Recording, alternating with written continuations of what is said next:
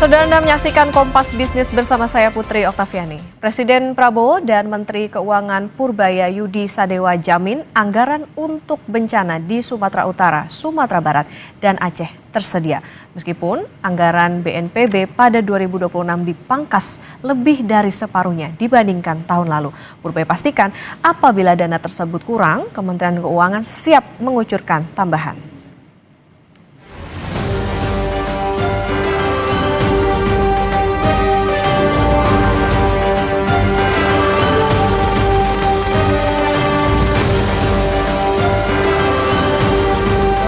Kami mohon dibentuk Pak. Di samping ini kali alat besar Pak. Jagung kami semua udah habis Pak. Kami nggak tahu ke depan tahu untuk apa nih Pak. Presiden Prabowo Subianto pastikan adanya anggaran untuk membantu korban bencana di Aceh, Sumatera Utara, dan Sumatera Barat. Presiden bilang anggaran tersebut berasal dari kebijakan efisiensi yang sebelumnya telah dilakukan. Anggaran juga ditujukan untuk perbaikan jalan hingga jembatan yang rusak akibat diterjang banjir.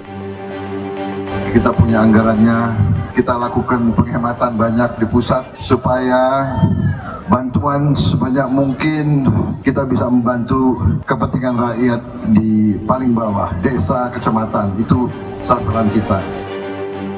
Anggota Komisi 2 DPR fraksi PKS Mardani Alisera yang kami cuplik dari program Bisnis Talk bilang apa yang dilakukan Presiden Prabowo yang mengunjungi lokasi bencana termasuk memastikan anggaran penanganan bencana patut diapresiasi.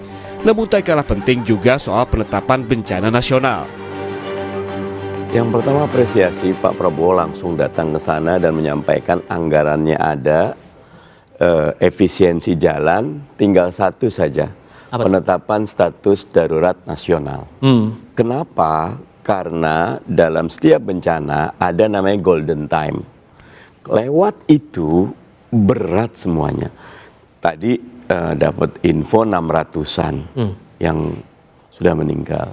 400 masih hilang. Tapi puluhan ribu itu mengungsi.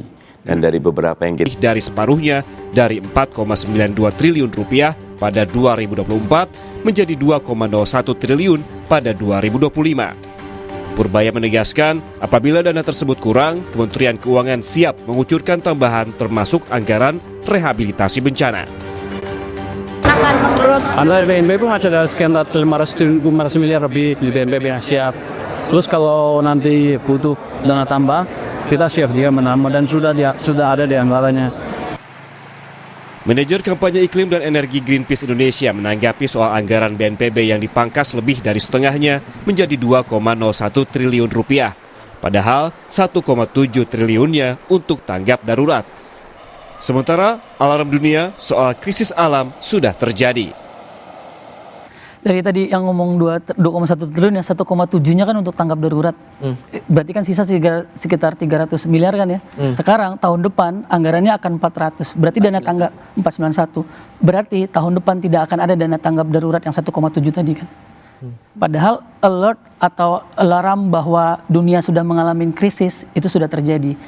Ini sebenarnya bukan prediksi lama. Saintis IPCC yang tadi disebutkan, yang UNFCCC sudah menyebutkan kalau bumi ini suhunya naik ke 1,5 atau bahkan menembus ke 2, maka kejadian bencana akan naik 8 kali lipatnya. Itu udah di tahun 2023 UNFCCC dari IPCC udah ngomong kayak gitu. Kalau tadi disebutkan bahwa ada sekitar 2.900 bencana, maka pada tahun-tahun berikutnya Indonesia akan secara prediksi akan mengalami 23.000 bencana hidrometeorologi. Di sisi lain, Bupati Tapanuli Tengah, Masinton Pasaribu, bilang kondisi bencana yang dialami wilayahnya sangatlah sulit, sehingga kerja cepat dari kementerian dan lembaga sangat dibutuhkan, karena Pemda tidak bisa bekerja sendiri dalam kondisi genting seperti saat ini. Ini kondisi yang memang benar-benar kondisi sangat sulit. Kemarin ketika Presiden datang, itu kami berharap nanti bisa ditindaklanjutin oleh seluruh menteri. Karena Pak Presiden sudah menyampaikan akan membantu sepenuh hati dan saya yakin komitmen Presiden luar biasa untuk itu. Nah ini tinggal seluruh jajaran aparatur di kementerian, lembaga agar bisa juga cepat membantu menanggulangi. Ini Baik. Bagi kami persoalannya bukan lagi persoalan seperti bencana biasa. Ini udah luar biasa. Oke. Nah, yang saya khawatir ini dalam 3 hari kondisinya ya tidak tertangani bagus, listrik mati, internet terputus, asupan BBM, LPG, kendala, dan sekarang tuh di SPBU itu mengantri sangat panjang. Sehingga Jadi, udah mendesak kondisinya ya Bang, tarik tuas untuk jadi bencana nasional ini ya? ya saya kalau persoalan bencana nasional itu biarkan itu urusan pemerintah pusat lah. Saya domainnya tidak di situ, tapi saya berharap kita semua bisa cepat bergerak membantu kesusahan masyarakat yang terdampak bencana maupun yang tidak terdampak bencana di Tapanuli Tengah ini. Seperti itu, Bung.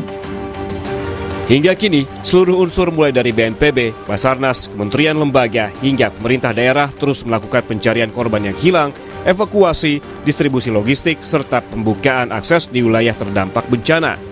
Dengan semakin gentingnya penanganan bencana di Aceh, Sumatera Utara, dan Sumatera Barat, akankah desakan penetapan bencana nasional yang kian mengemuka akan segera dilakukan?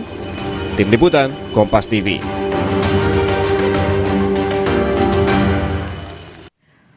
Kerugian ekonomi akibat banjir di 3 provinsi Aceh, Sumatera Utara, dan Sumatera Barat diperkirakan mencapai 68 triliun rupiah.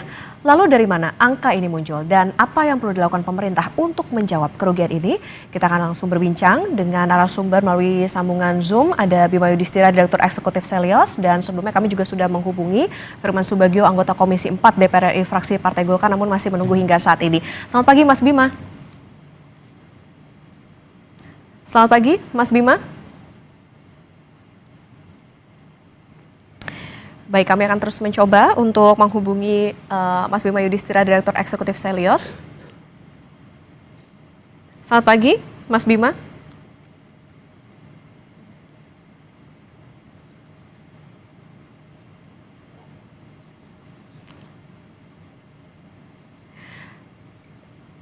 Baik, kami akan mencoba kembali terhubung dengan Direktur Eksekutif Selyos, Mas Bima Yudhistira. Selamat pagi, Mas Bima.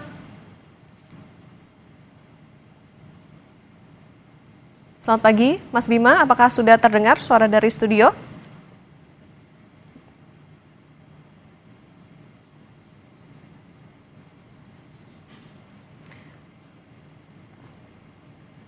Baik, Mas Bima. Baik, Mas Bima, selamat pagi. Dengan Okta di studio, Mas Bima. Apakah sudah terdengar? Tes. Ya.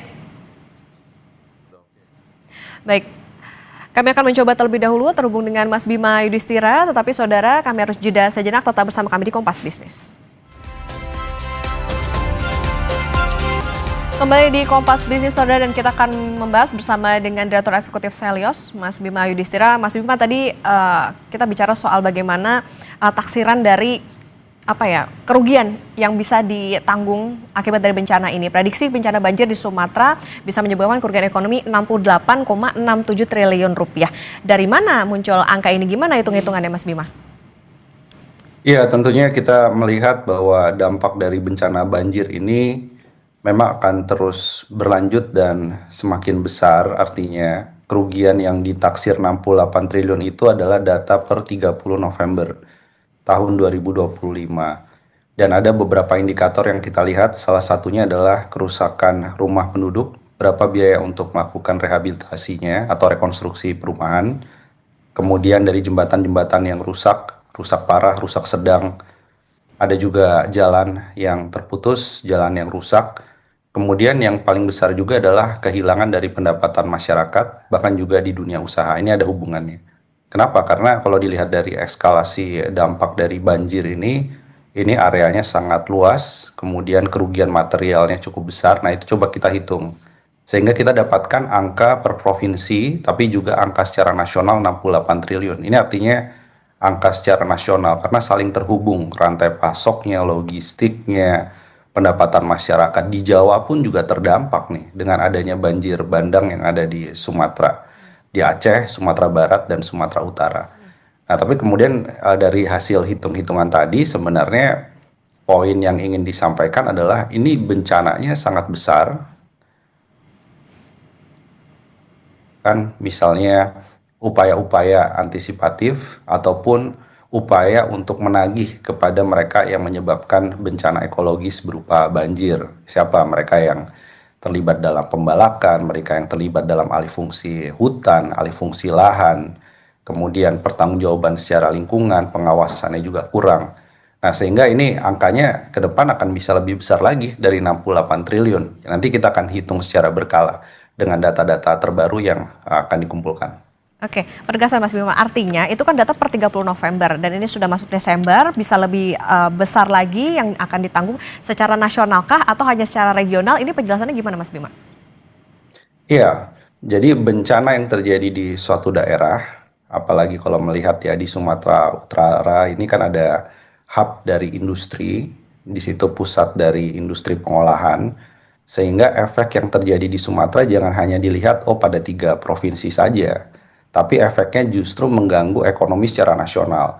Bahkan di kuartal keempat ini kan seharusnya kita panen raya nih. Panen raya dalam artian ada momentum musiman Natal Tahun Baru. Orang udah siap untuk transportasi, siap untuk rekreasi, siap untuk melakukan berbagai experience ekonomi. Tapi begitu terjadi bencana, ini banyak hambatan yang membuat permintaan masyarakat, dunia usaha juga terdampak. Jadi banyak yang nggak bisa merayakan momentum Natal Tahun Baru ini untuk mendongkrak produktivitas, mendongkrak pendapatan. Nah, inilah yang menyebabkan nggak bisa dilihat dari 3 provinsi terdampak, tapi secara nasional ini saling terkait dan efeknya sangat besar. Berarti memang ada efek turunannya dari bencana ini tidak hanya di 3 provinsi saja. Mas Bima, tadi kita bicara soal bagaimana taksiran dari kerugian itu, tapi kita bicara soal bagaimana dugaan penyebabnya. Seberapa besar sebetulnya peran tambang dan juga sawit terhadap bencana di Pulau Sumatera? Ya, sejak awal kita melihat ya bahwa bencana ini hanya menunggu waktu. Dan memang yang paling disesalkan adalah semua prediksi terkait dengan bencana iklim, bencana ekologis ini seolah menjadi satu momen di mana kita harus melihat ke belakang. Siapa sebenarnya yang menjadi penyebab alih fungsi lahan, menyebabkan hutan tidak mampu menyerap air dengan baik, merubah daerah aliran sungai misalnya. Ada beberapa indikasi. Yang pertama adalah pembukaan ekspansi lahan dari tambang, dari sawit. Nah, 2 ini yang paling banyak menyebabkan terjadinya bencana ekologis di Pulau Sumatera. Jadi kalau dilihat Aceh itu ada batu baranya, ada juga pertambangan emas skala besar juga. Sawitnya juga cukup besar di Aceh, apalagi di Sumatera Utara. Setidaknya ada 1,3 juta hektar pembukaan lahan sawit. Kemudian batu bara juga ada di Sumatera Utara, ada tambang emas juga, dan mineral lainnya. Nah, ini tidak ada semacam uji pada saat AMDAL, jadi Kementerian LHK saya kira juga perlu kemudian dimintai pertanggungjawaban, karena tidak ada uji yang tepat pada saat melakukan analisis dampak lingkungan. Daya dukung, daya tampung lingkungan itu selalu dikalahkan oleh adanya perizinan untuk menciptakan lapangan kerja, klaimnya. Padahal kalau sedang ada bencana begini, lapangan kerja mana yang ada? Kemudian bisa mendorong perekonomian secara regional. Jadi klaim-klaim itu menjadi klaim yang utama sehingga analisis dampak lingkungannya tidak dilakukan secara benar dan baik. Kemudian ada beberapa pembukaan lahan yang juga sudah diingatkan oleh masyarakat akan menyebabkan bencana ekologis. Kita juga pada saat itu melakukan satu kajian ya terkait dengan salah satu perusahaan, inisialnya adalah TPL di Sumatera Utara, karena permintaan dari komunitas gereja pada waktu itu. Jadi kita coba melakukan analisis, ternyata dibandingkan manfaat lapangan kerja, manfaat yang dirasakan bagi ekonomi Sumatera Utara maupun spesifik di daerah tempat beroperasinya izin, itu nggak sebanding dengan kerusakan secara ekologis yang terjadi. Sehingga silakan. Ya, sehingga kalau kita lihat antara benefit dibandingkan dengan cost atau manfaat dibandingkan dengan biaya, ini makin timpang. Jadi bencana ini sebenarnya hanya akumulasi ya dari pembiaran izin-izin, apalagi yang sifatnya adalah konsesi-konsesi yang baru diberikan atas nama ketahanan pangan dan juga ketahanan energi. Jadi sawit itu selalu mendapat perlindungan dalam konteks, ini mendukung ketahanan pangan.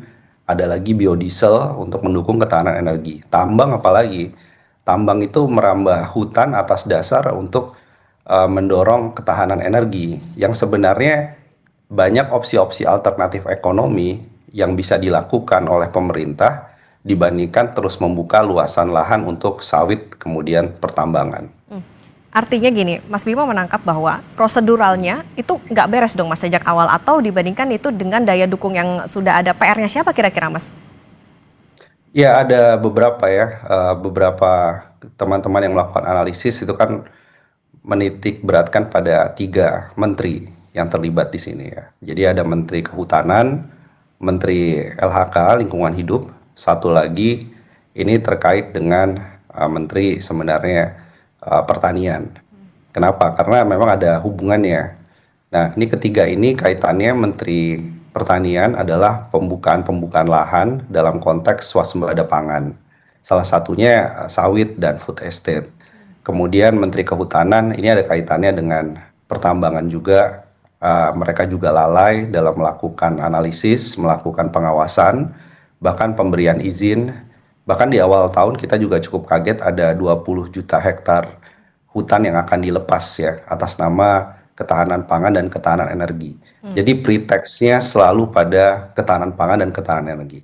Tapi satu lagi saya tambahkan selain analisis 3 menteri ini, satu lagi adalah Menteri SDM yang tentunya menjadi orang yang paling bertanggung jawab terlepas izinnya diterbitkan pada waktu dia menjabat ataupun sebelumnya. Tapi yang jelas melekat fungsi pengawasan yang tidak dilakukan secara optimal. Bahkan ada pembukaan lahan untuk berbagai jenis tambang di saatnya. Sebenarnya konteks ekonominya adalah di saat harga-harga komoditas sekarang sedang turun. Jadi yang mau dikejar adalah volumenya. Yang dikejar adalah kenaikan produksi batu baranya. Kenaikan produksi emasnya untuk menutup jatuhnya harga komoditas di level internasional. Dan ini memicu deforestasi skala besar.